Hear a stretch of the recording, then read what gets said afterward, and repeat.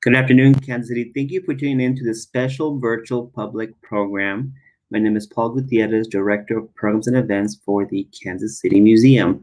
A quick update on the museum. Our staff and leadership are working really hard to open Corinthian Hall, the mansion, as a new museum of Kansas City history and culture heritage this fall. In the meantime, we will have virtual public programs like this in this setting. This summer, we will activate the lawn with outdoor safe distance concerts. Pop-up yoga on the lawn is coming back, and we might do a movie night here and there on a Thursday evening.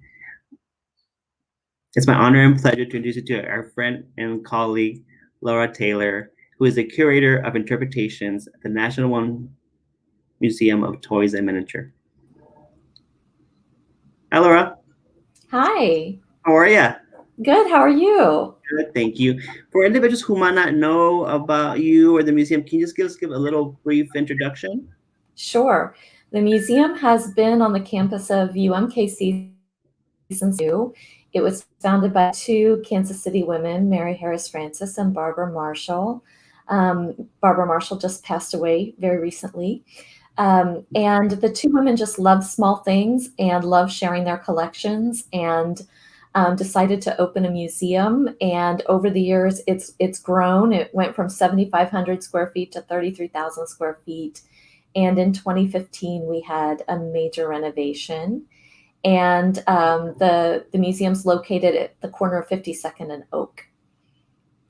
It's a beautiful museum. The renovations, it's gorgeous inside. We began this conversation about doing this public program, I believe, in mid of 2019, to coincide with our exhibit at the museum called Pomp Ceremony. That exhibit was at 800 Broadway, which is our satellite location when we were under construction. And Denise Morrison put this beautiful exhibit together of garments that were worn for different inaugural events, mayor events, galas. And the plan was it would be an exhibit leading up to the 2020 election. But something happened in that year where everything just shut down. So we stopped doing in-person events. So here we are again doing this program, which I'm really excited about, talking about politics and toys and how that works. So Laura, I'll have you take it away. And I'll let the public know that if you have any questions or comments, just drop them in the comment box below. At the end, we'll come back and we'll have Q&A with Laura. Well, I'm going to share a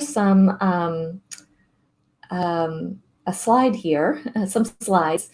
And I wanted to talk just a little bit as an introduction about this subject, because it really, it's the kind of subject that I never feel like I've totally got a handle on. There's so many things that go on with toys. There's so many nuances to it that I just feel like I'm constantly learning. And so I hope that you'll feel excited about it the same way that I do about how things unfold.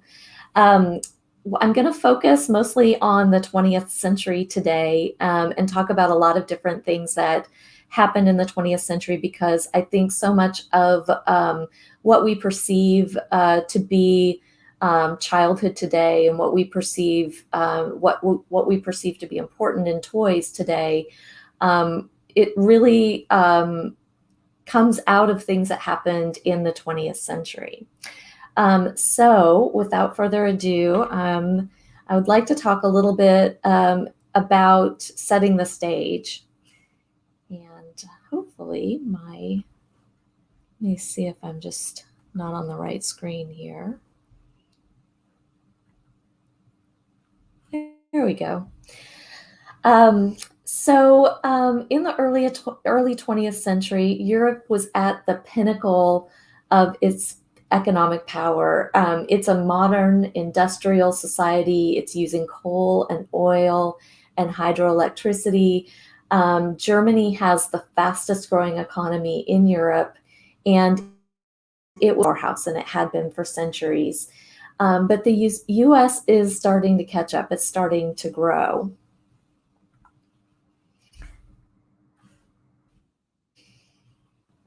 So between 1860 and 1920, American manufacturing grew almost 14-fold, while the population owned a trade journal called Playthings. Was introduced in 1903. So this is a trade journal in the United States specifically focused on toys. And in 1914, only about 50% of the toys in the United States were imported, or rather only 50% were made here in the United States. And then there's also a lobbying association called Toy Manufacturers of the United States, which is formed in 1916. So again, the United States is starting to catch up in the toy industry. I should mention that most German toys by this point are tin. They had started out producing a lot of wood toys because their forests were plentiful, and then eventually started making tin. And in the United States, most of the toys that were produced here were produced out of iron. Cast iron.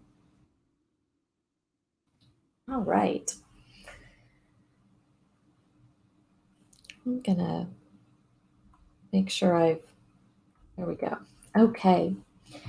Over the last decades of the 19th century, the Industrial Revolution creates a lot of different changes for families. More families move to the city. There's a growing middle class with an expendable income that develops, and the birth rate begins to decline. Fewer children for labor, and so they have fewer children. But again, manufacturing has increased, and the population is only tripling. Child-centric families develop. They have fewer children. They see their children as social capital, and they become more, I know this sounds awful to say, but they become more emotionally attached to their children. They don't have as many. During this time, children are portrayed as fresh-faced and innocent, as opposed to previous generations where children were seen as more sinful. And during this period of time, parents begin to see play as an essential part of childhood development, and that's really important to the manufacturing of toys.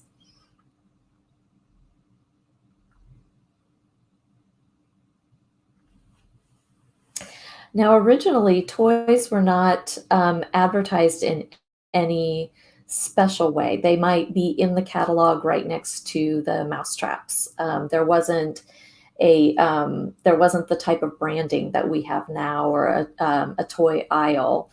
But in the early part of the 20th century, we begin to see changes in advertising and branding. There's new national advertising campaigns. There's usage of branding and spokesperson characters. For example, some of you will recognize the Campbell Soup Kids, the Rose O'Neil Cupies, Fairy Soap Girl, the Cracker Jack Boy. So there's these efforts to brand materials and use spokespeople or characters to do this. And dolls are often produced to promote these brands. And then Also, Santa's image grows over the early part of the 20th century. He becomes more popular than in the preceding decades.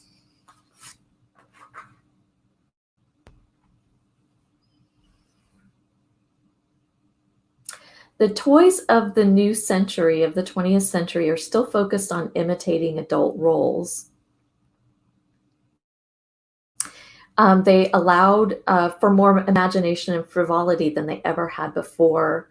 And they reflect new technology and encourage boys to pursue math and science. So there's a lot of tradition, but a lot of new things that are occurring as well.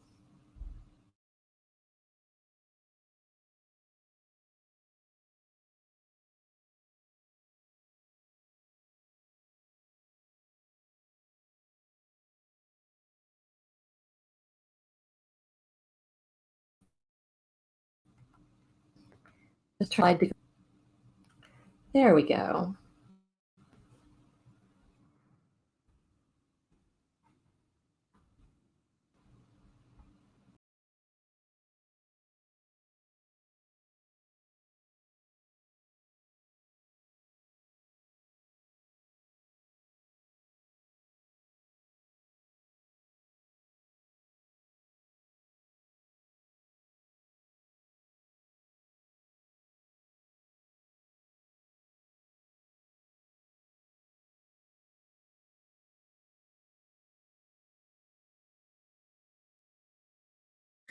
I believe we're having technical difficulties and we lost Laura. So while we wait um, for her to come back and talk about the PowerPoint on toys and politics, I'll give a quick update on the museum. So our goal is to open up this fall as a new museum of Kansas City history and culture heritage.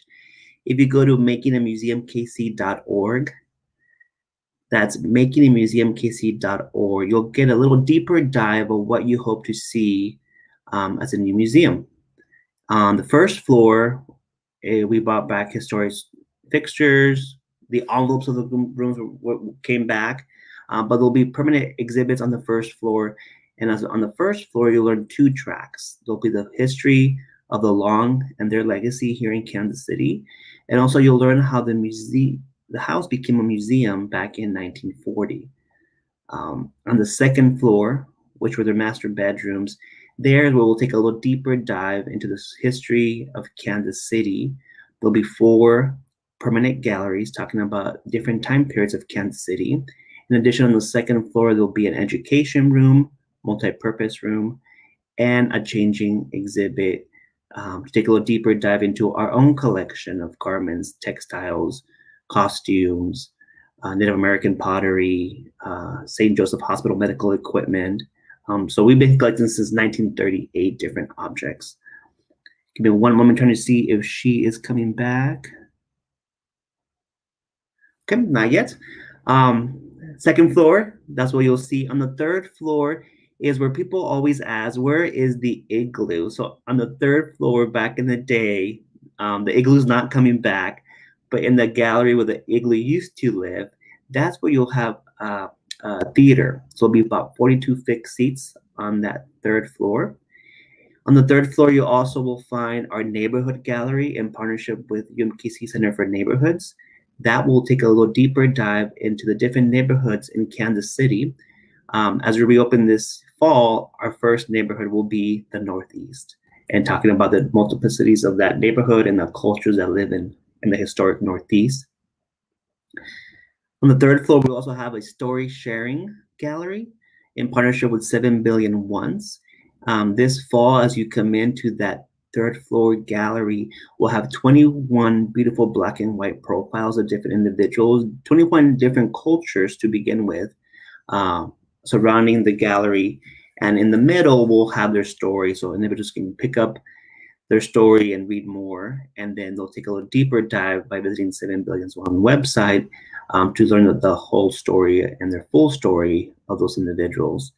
In addition to that, on the third floor, there'll be some behind the scene galleries people always ask, like, where do you have your objects? Where are they stored? So in these two galleries, we envision that you'll step in and there'll be a huge projection of our storage and where items are stored and how they're kept.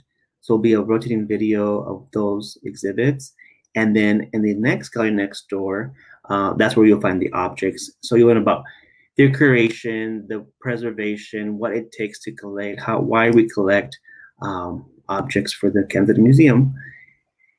And the first floor, that was the Longs and the how the house became a museum. On the lower level is where people always ask too about the soda fountain. The soda fountain is coming back. It'll get major upgrades.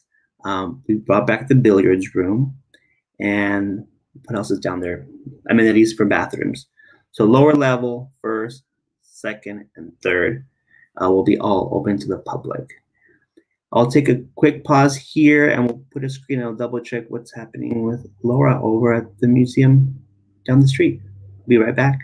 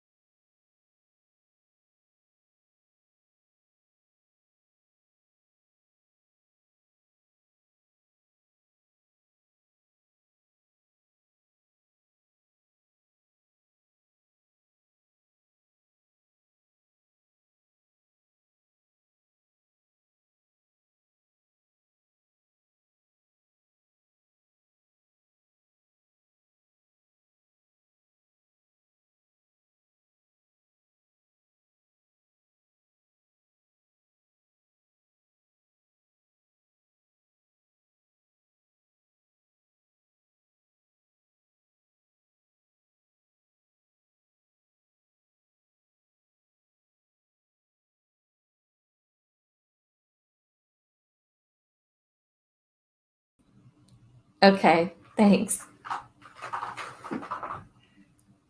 Hi, everyone. I am so sorry I lost you. I hear that the last thing that I was talking about before I got booted off was the boys and toys. So let me just catch up with that here and talk a little bit about that. So the toys of the new century are focused on imitating adult roles. And so there's quite a bit of tradition there, but they begin to allow for a lot more imagination, for frivolity, and reflect the new technology that's being invented at the time. But they also encourage boys to pursue new careers in math and science. And we'll talk a little bit about that as we go on in some specific toys regarding that. The teddy bear is one of the most iconic toys. And actually, this is what I was talking about when I didn't know that I had been booted off. So the teddy bear is, of course, named after Teddy Roosevelt. And the way that that occurred is that he was on a hunting trip in Mississippi and not having a whole lot of luck. And they tethered a bear to a tree for him to shoot. And he refused. He said it was unsportsmanlike. And you can see in this cartoon, he's got his hand out and he's turned his back to it. And a cartoonist named Clifford Berryman drew this cartoon, which had a double entendre because it related to a political issue that was happening in Mississippi at the time. And he's titled it "Drawing the Line in Mississippi." After that, Clifford Berryman started drawing the little bear in most of his cartoons about Teddy Roosevelt, and he called it Teddy's Bear. And so you're seeing where this is going. Prior to the teddy bear, there were toy bears, but they tended to be depicted as wild bears or bears that were circus bears or trained bears. So they weren't particularly anthropomorphic. They weren't portrayed as warm and cuddly characters. After Clifford Berryman started producing these cartoons, a couple in New York that were Russian Jewish immigrants and had a candy store wrote to Teddy Roosevelt and said that they had made a soft bear, and would he mind if they named it after him and sold it? And he actually wrote back and said that it was fine with him. He just didn't think it was going to sell. He didn't think people are going to like it, and didn't think that naming it after him was going to be a selling point. But again, this is when new branding campaigns are starting and people are starting to connect products with major characters. And so Teddy Roosevelt is a character that people trust, and a person that people trust, and they want to be associated with him. So the teddy bear actually took off, and the couple ended up founding the Ideal Toy Company, which became one of the major toy companies of the 20th century. Around the same time that the couple in New York was creating the teddy bear, the Steiff Company in Germany, which created soft toys, also produced their own version of the teddy bear as well. And this is a teddy bear in our collection that's one of our favorites. This Steiff bear belonged to a girl named Mabel Dixon, who grew up in Missouri, and as a baby, her mother passed away, and she was raised by her maternal grandparents. And we don't know what happened to her dad, but one of the things that she remembered was that when she was mad at him, she would give him a punch in the nose, give her bear a punch in the nose. And here we see a little photograph, a studio portrait of her with her bear in about 1906.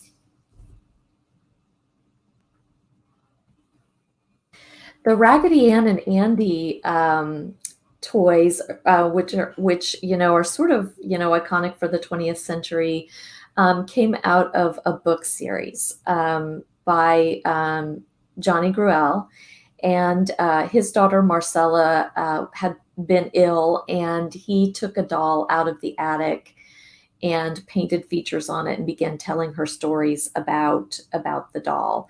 And out of that grew the published books of Raggedy Ann and Andy.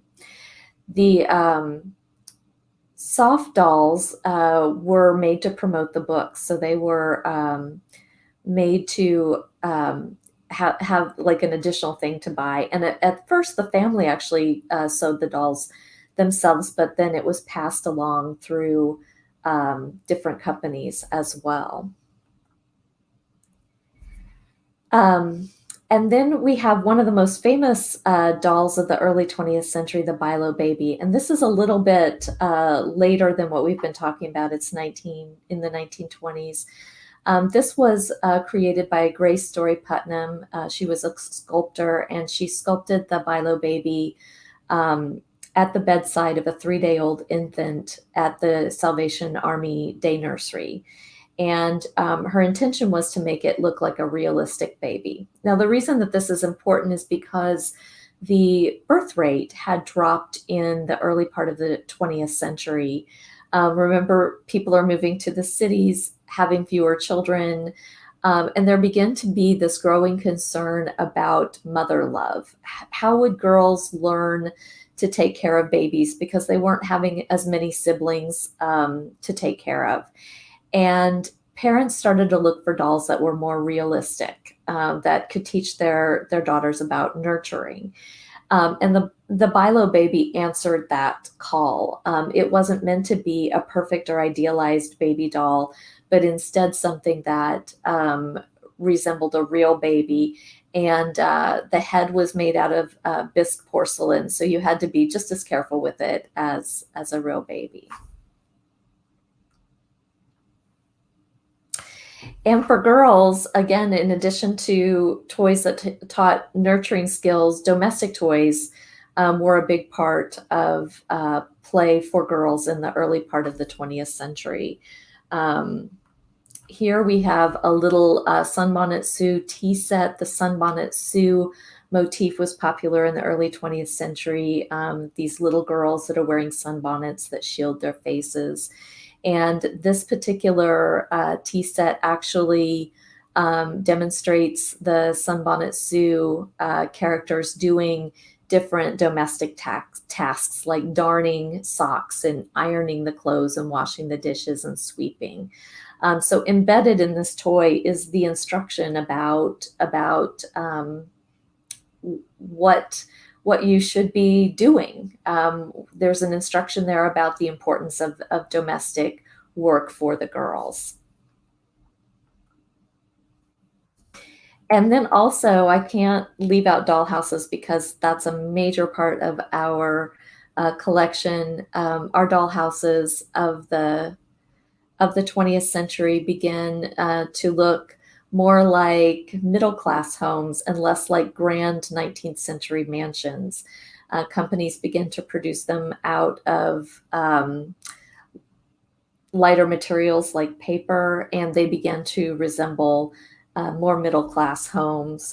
Here's one that's made out of paper, Betty's Bungalow, which is more like a middle-class home instead of a mansion. And technology for girls was mostly limited to things like the sewing machine, things that would help them to learn more about domestic work. And I actually wanted to read the quote from the box, because the box says, "Teach them to make clothes for their dolls," and talks about the practical and the useful skills that children would get, that girls would get from playing with the sewing machine. And I mentioned that toys had become more imaginative, so less about imitating adult roles, and more imaginative toys. So here we have a clown from the Humpty Dumpty circus that was produced by an American company called Show and Hut. And Show and Hut produced mostly wooden toys. Here's an artist rendering of the entire Humpty Dumpty circus. And here's a little section of ours. It's not on display at the moment, it's resting. But the great thing about the Humpty Dumpty circus is you could buy it one piece at a time. So you could grow your collection over time. And here's a really wonderful picture of one of the elephants. So these were made out of wood. They were very sturdy. And in 1909, when Teddy Roosevelt took a safari to Africa and wrote a book about it, Show and Hut produced a safari set and reused a lot of the animals that had been in the Show and Hut circus. So here's a photograph of the whole safari unfurled. And then here's a close-up here.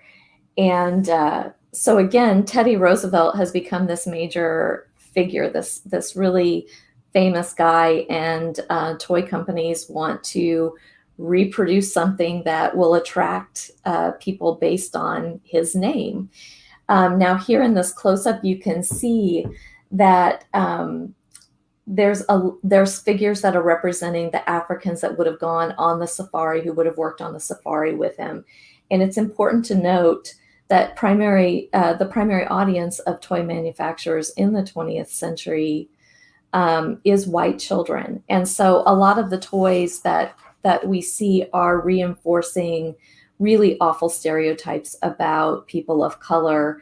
And sometimes this is overt and sometimes it's concealed, but it reinforced the perception that whites were more superior to other races. So I just wanted to acknowledge that, toys are very rich objects that tell us a lot about the attitudes and the perceptions of the time.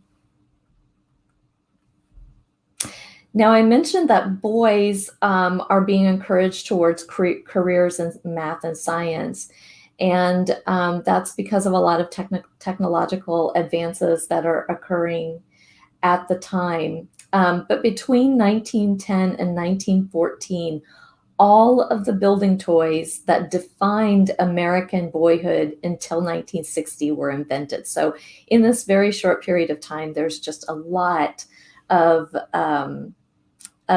building toys that are being produced in order to encourage boys into these careers. And one of the most famous is the Erector set. It was invented by A.C. Gilbert, who was an outdoorsman. He was a Yale graduate, and he was a pole vaulter, an Olympic medal winner, and a doctor. And instead of practicing magic or medicine, he and his friends started a magic trick company. And in 1911, he was on a train and noticed the steel girders that were being erected for the electric railway, and came up with the idea of the Erector set. And here's one that's in our collection. The Erector set remained popular for decades, and this one is from 1955 and has all its wonderful pieces and even a motor for creating moving parts. And then, of course, I think we're all familiar with the Lincoln Logs. They were invented by John Lloyd Wright, the second son of Frank Lloyd Wright, the architect, in 1916. And they were based on the architecture of the Imperial Hotel in Tokyo, which was designed by Frank Lloyd Wright to withstand earthquakes. John started the Red Star Toy Company and began marketing the toy in 1918. And it may have been named Lincoln Logs due to patriotism during World War I, or it could have been because they were linked together. So it's hard to know exactly why they were named Lincoln Logs, but of course, Lincoln, as you can see there on the box, was used as the marketing gimmick, the character that marketed this. Moving into World War I, the United States entered World War I in April of 1917, and toy production faltered in Germany. When the United States began to curtail the manufacture of non-essential items due to the war, the Toy Manufacturers of America, that lobbying group, actually managed to win permission from the government to continue to manufacture toys. So this allowed the United States to have an advantage. They also started a Buy American campaign, and they won tariffs against toy manufacturing, against the import of toy manufacturing after World War I. By 1939, 95% of the toys in the United States are American made. So this is a really pivotal moment for American toy making. And there's a quote from one of the toy companies, American toy companies, that I wanted to read here. For pennies spent on little toys for U.S.'s own girls and boys, in turn, of course, go back again to our loyal workmen. So there's this sense of, the patriotism in buying American as well.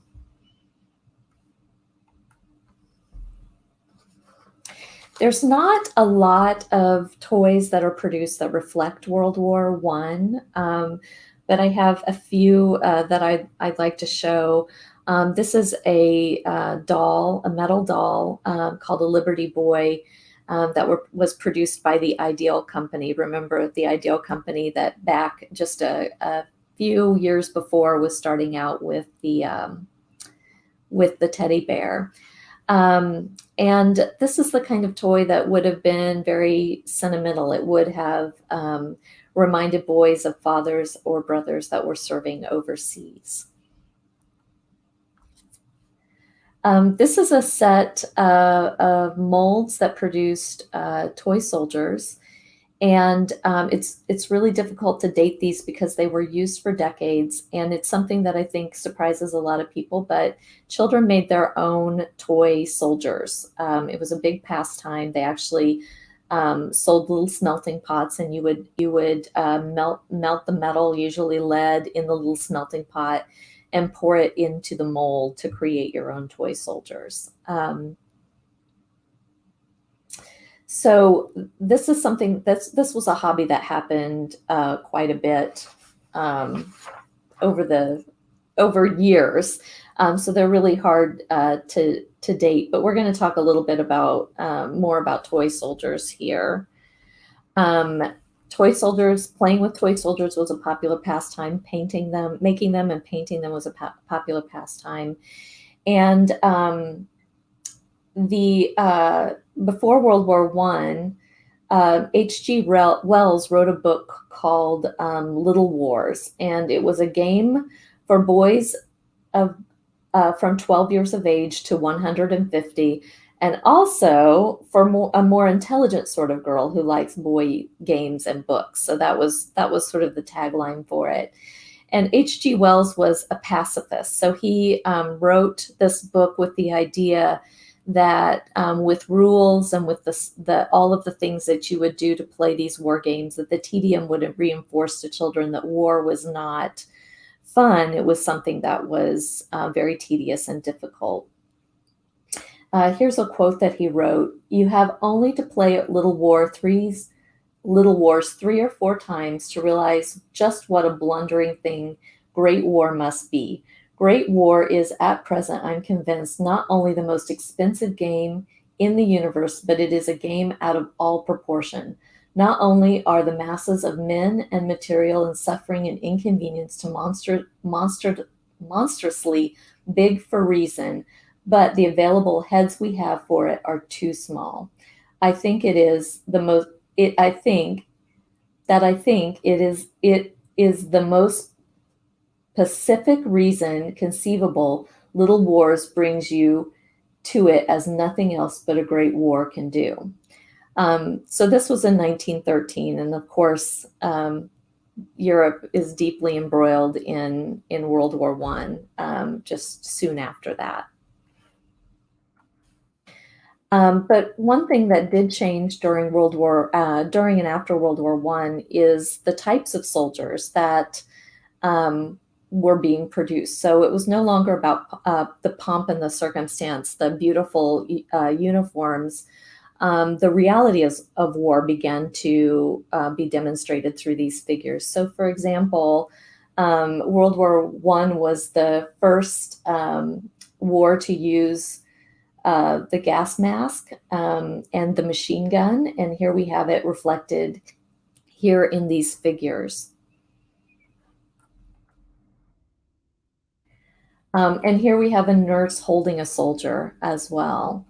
So the realities of war are being reflected in the toys for the first time.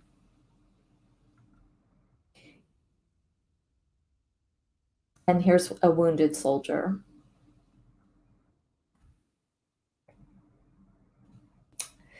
Toys that were produced after World War I were continued to show technological advances of the conflict, like the use of airplanes.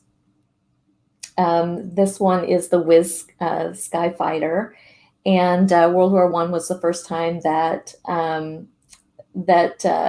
planes were used for reconnaissance and for combat. And if you look closely on the top of this one, you can see a machine gunner. So again, reflecting changes that occurred during the war. And then World War I was also the first conflict that used tanks as well. And here we have a Doughboy tank that was produced by Louis Marx after World War I. And not to leave girls out, here we have paper dolls that were made just after World War I that show this very patriotic outfit and then a nurse's uniform as well.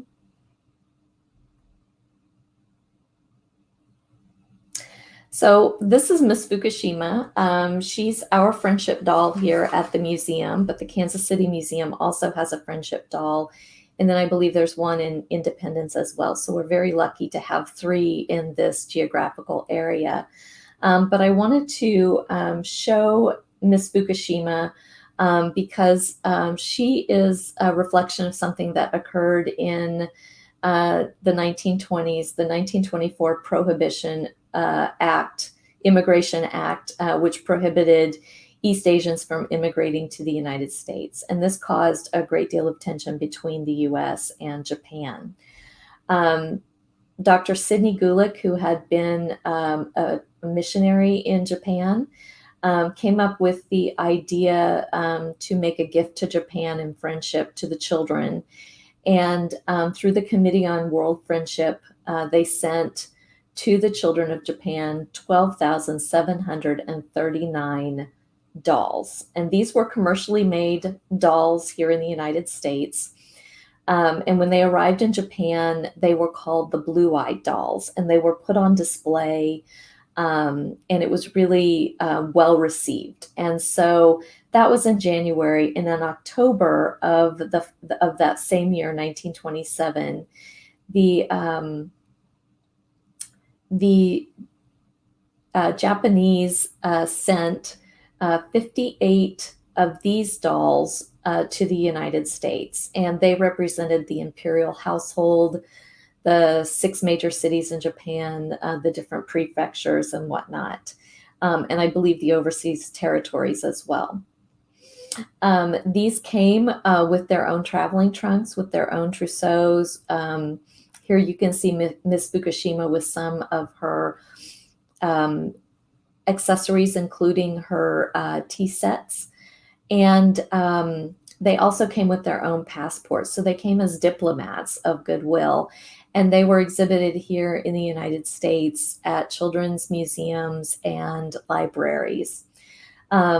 Sadly, when World War II broke out, they were taken off of display. And today, I believe currently out of 58, there are 45 that can be located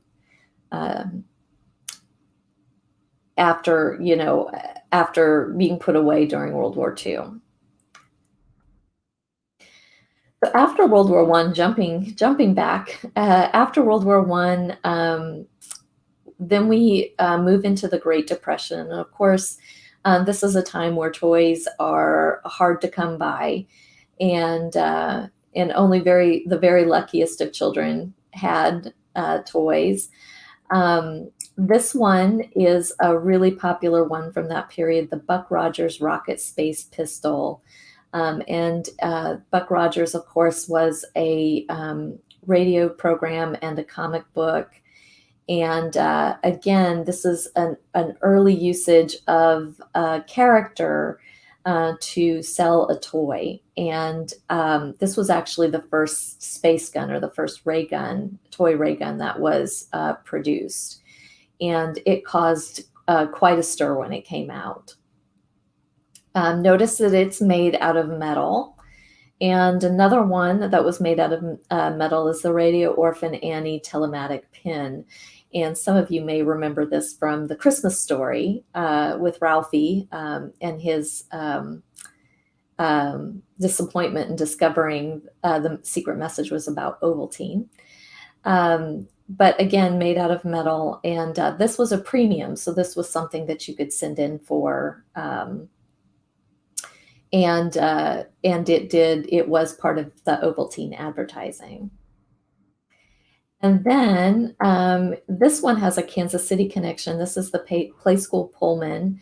It's a little traveling Pullman car, train car, and it was produced by Play School, and it was created by a Kansas City school teacher named Lucy Stowe Bigelow.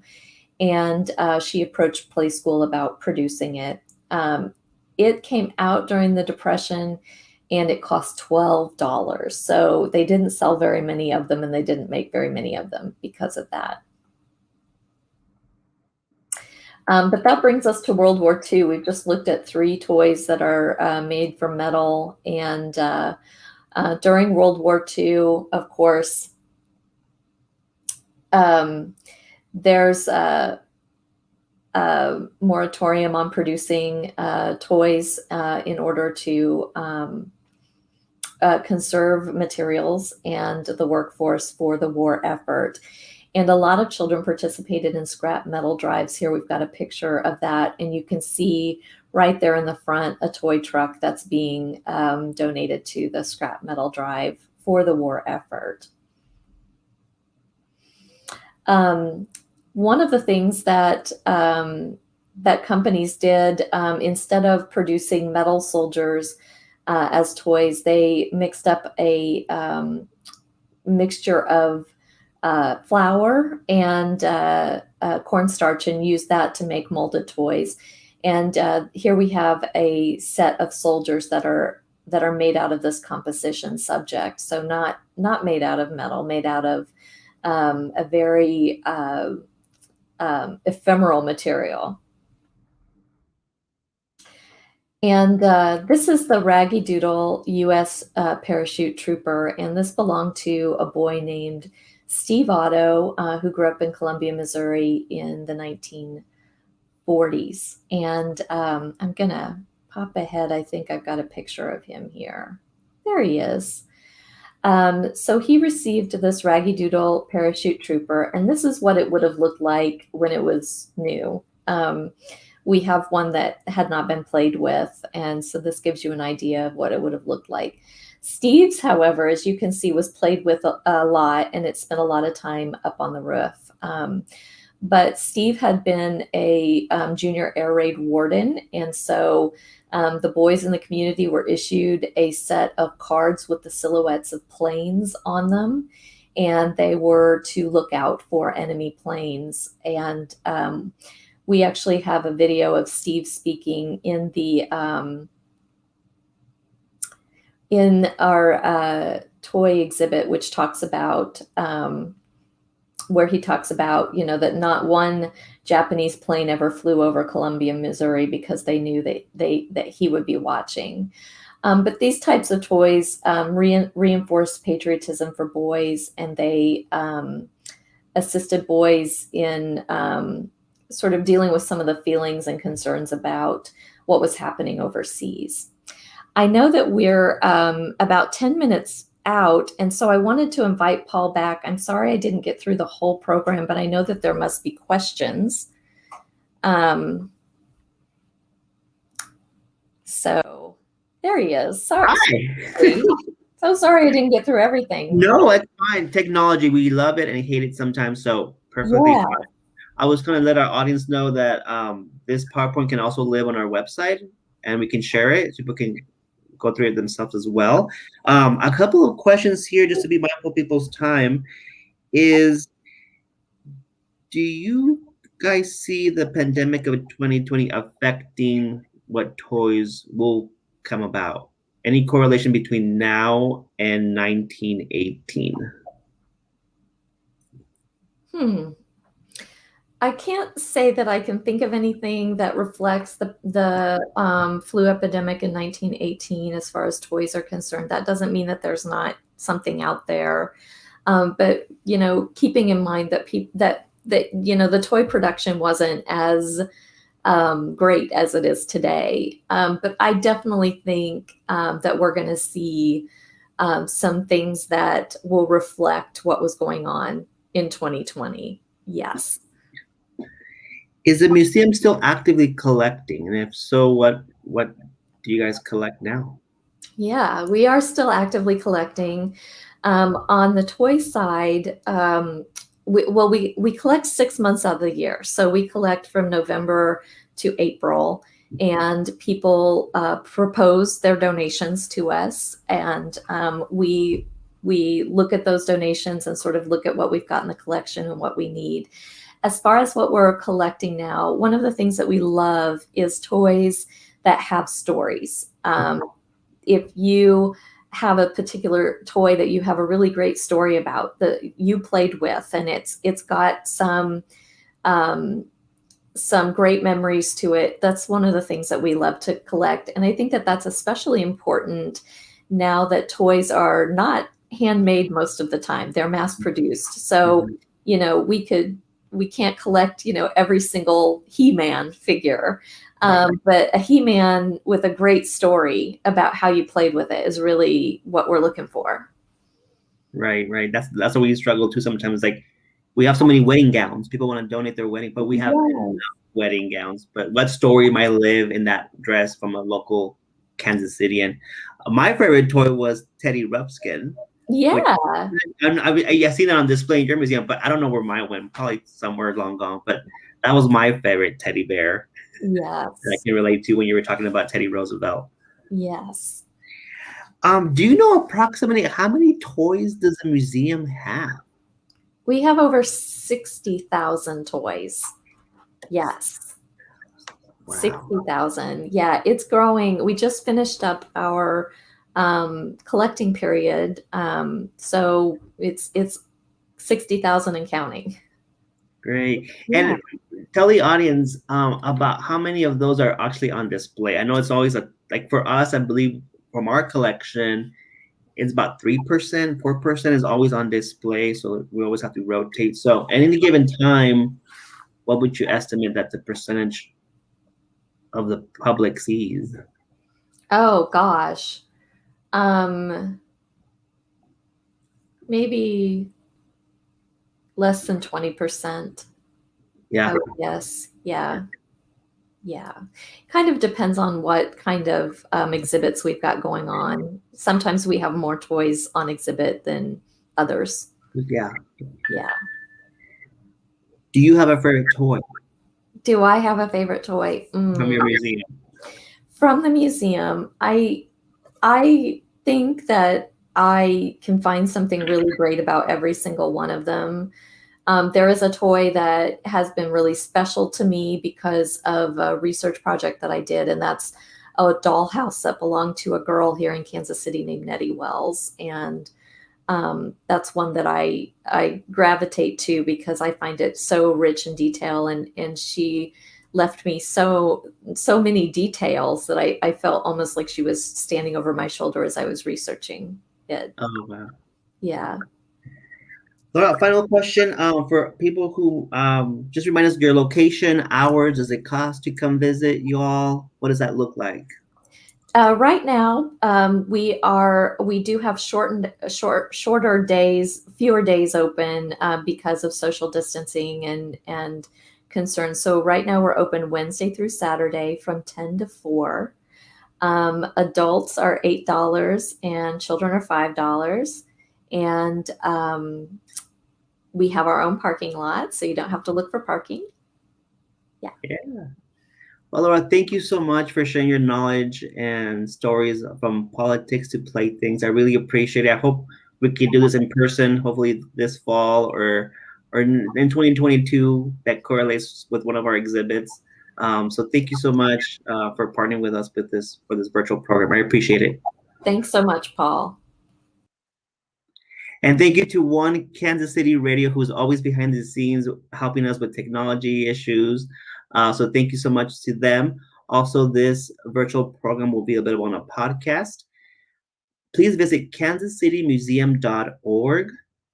That's kansascitymuseum.org to learn about what's coming up with virtual programs, outdoor safe distance programs, and what's happening at Corinthian Hall, the mansion, as we open up hopefully this fall, 2021, as a new museum of Kansas City history and culture heritage. Until we meet again in person, hopefully this fall or in this setting, please be safe out there and please be kind to one another. Have a good day. Have a good weekend.